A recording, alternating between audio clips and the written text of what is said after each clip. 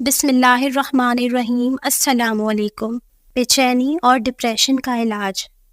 ہم اکثر ایک خاص قسم کی کیفیت سے گزرتے ہیں جب ہمارے آس پاس سب ٹھیک ہونے کے باوجود دل اندر سے بہت بھاری اور بے چین ہوتا ہے۔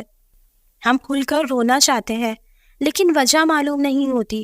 یہ کیفیت انسان کو اندر ہی اندر کھائی جاتی ہے اور عجیب کشمکش میں مبتلا رہتا ہے۔ ایسے حال میں کیا کرنا چاہیے؟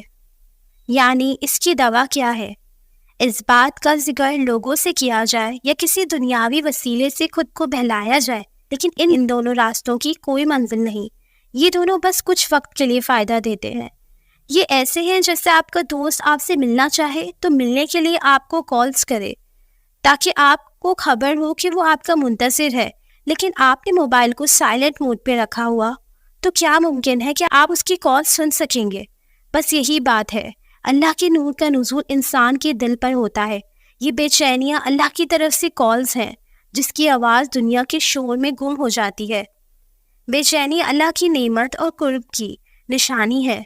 انسان خوشی میں اللہ کو ویسے نہیں پاتا جس طرح درد اور تکلیف میں ڈھونڈتا ہے۔ اس کے پیچھے وجہ یہ ہے کہ خوشی انسان کو دنیا سے ملتی ہے اور واپس اسی کی طرف لوٹاتی ہے۔ اس کا مزہ عارضی ہوتا ہے، جبکہ درد انسان کو توڑ کر رکھ دیتا ہے اور ملتا یہ بھی دنیا سے ہی ہے۔ لیکن اب یہاں دو راستے نکل آتے ہیں۔ ایک یہ کہ دنیا کے ہاتھوں ٹوٹ کر واپس دنیا کی طرف لوٹ جانا، دوسرا خالق حقیقی کی طرف رجوع کرنا۔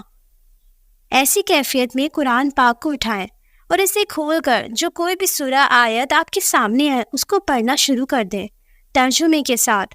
اب آہستہ آہستہ آنکھوں سے آنسو گریں گے اور بے چینی سے نکل کر ایک عجیب سی حالت میں داخل ہو جائیں گے جہاں پڑھی جانے والی ہر آیت میں آپ کو لگے گا کہ جیسے قرآن پاک آپ سے مخاطب ہے۔ وہ آیت جو چند لفظوں پر مشتمل ہے اس کی گہرائی سمندر کی مانند لگے گی۔ ہر سوال کا جواب سامنے آتا چلا جائے گا۔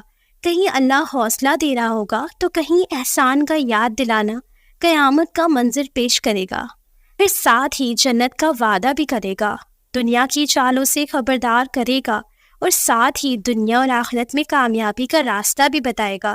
اللہ سے کلام میں وہ اس قدر کھو جائے گا کہ اسے یوں محسوس ہوگا جیسے آس پاس کسی چیز کا وجود باقی نہ رہا، بس وہ اور اس کا رب ہے۔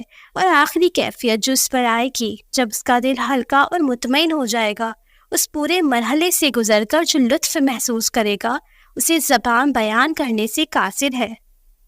ایسے حالات اور کیفیات کا انسان پر آنا اس کا ہرگز یہ مطلب نہیں کہ وہ گنہگار ہے، بلکہ ہر انسان اس وقت سے گزرتا ہے۔ غور کرنے والوں کے لیے اس میں بہت بڑی نشانی ہے کہ یہ اللہ اور انسان کی ملاقات سے پہلے کا وقت ہے، یعنی اللہ اپنے پسندیدہ بندوں کو خاص طور سے بلاتا ہے اور اسے اشارہ دیتا ہے کہ مجھ سے قرآن پاک کے ذریعے سے بات کر اور اس میں پوشیدہ راز اور پیغامات کو سمجھ۔